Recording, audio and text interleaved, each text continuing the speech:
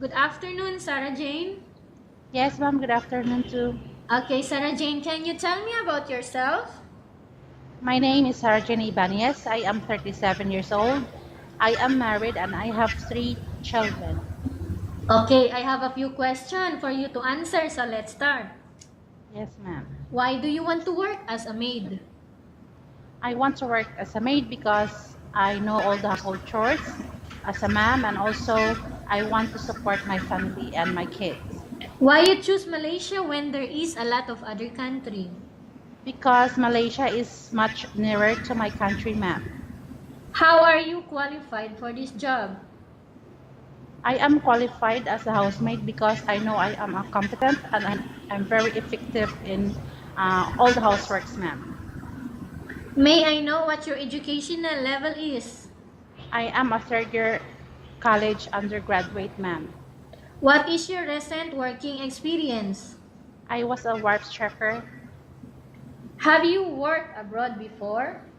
Never, ma'am. Do you have experience of taking care of baby? Yes, ma'am. And whose baby are you taking care of? My children, ma'am. How about elderly? Yes, ma'am. And whose My elderly was that? mother-in-law. Do you have any other special skills? I can teach somehow. Okay.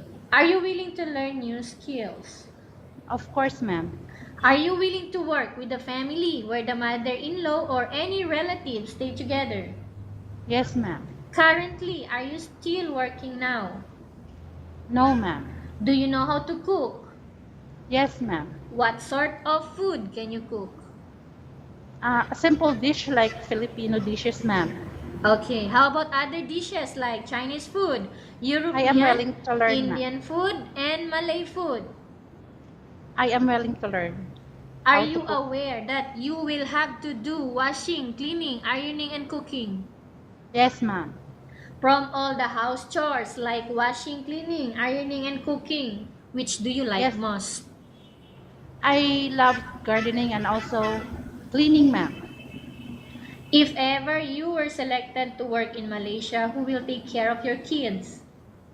My husband and my parents. You are not allowed to use handphone during working hours. It's okay, ma'am. You are only allowed to use handphone after you finish all the works and when going to bed. Of course, ma'am. You are strictly needed to surrender the handphone to your employer in the morning, and your employer will return back to you once you're going to bed. It's okay with me, ma'am. If ever your employer finds out that you're abusing of using your handphone and it's affected your work performance, your employer will confiscate your handphone and you are not allowed to hold it anymore. Instead, your employer will allow you to call to your family 3 times in a month. You only allowed to bring normal phone and you are not allowed to bring smartphone. Are you agreed for the terms and condition? Yes, ma'am. It's my Are fault you anyway. agree for the rules and regulation for the handphone? Yes, ma'am. How many years is the contract as you agreed and understands? 2 years, ma'am. Can you describe for me your ethics, your attitude? I am efficient. I am willing to learn new things, and also I am very honest.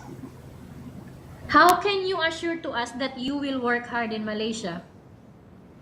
I can assure you, ma'am, that I will work hard in Malaysia because I wanted very badly to support my family. Can you promise not to use the telephone without the permission of your employer? I will, ma'am.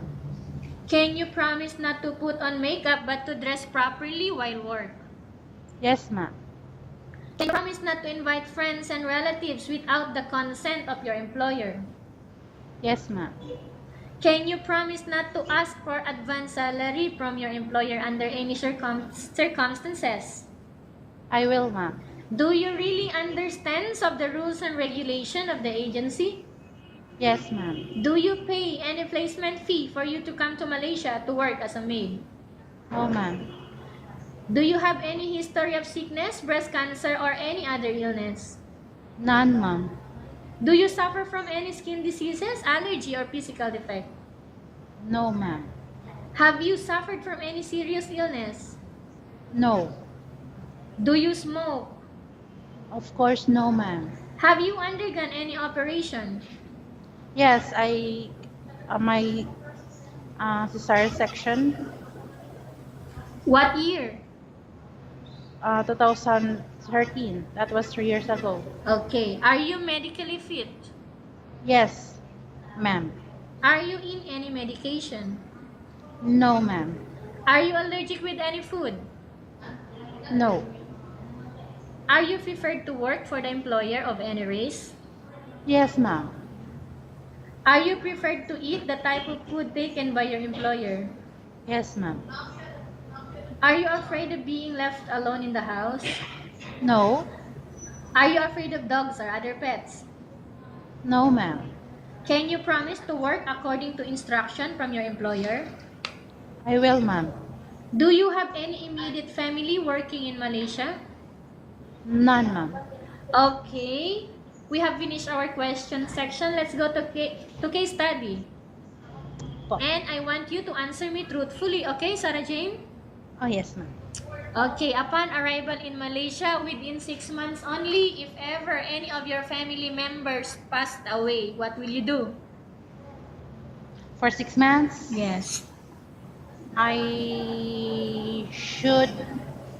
I ask my employer if they're willing to let me back to my country, but if they won't let me, so I will continue my contract, ma'am. Okay, so tell us about yourself and why do you want to work in Malaysia as domestic helper? I am Sarah Jane Ybanez. I am 37 years old. I have 3 kids and I'm married, so I want to work in Malaysia because I want to have money to support my family and also myself. It's like a stepping stone to fulfill my achievement, ma'am. Okay. Sarah Jane, what do you want to tell to your employer who are watching your video right now? Good day. Please, please take me as your housemaid because I know I am very effective and efficient to work houseworks, and also I am very honest and very trustworthy man. Okay, thank you very much, Sarah Jane. We will update to your agency if there is any selection made by the employer. Ma'am. Thank you. Good day.